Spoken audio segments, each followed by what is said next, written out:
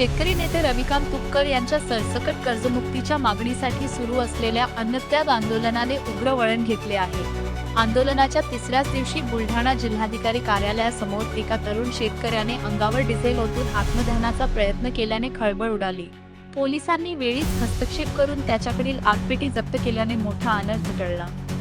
दरम्यान संतप्त शेतकऱ्यांनी जिल्हाधिकारी कार्यालयासमोर दूध, कांदे, टोमॅटो आणि भाजीपाला रस्त्यावर फेकत सरकारविरोधात जोरदार घोषणाबाजी केली। परिसरात काही काळ तणावपूर्ण वातावरण निर्माण झाले होते।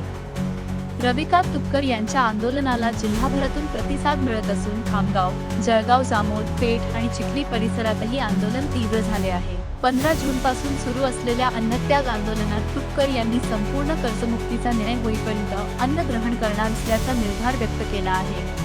शासनाकडून अद्याप ठोस निर्णय न झाल्याने शेतकऱ्यांचा संताप दिवसेंदिवस वाढत आहे।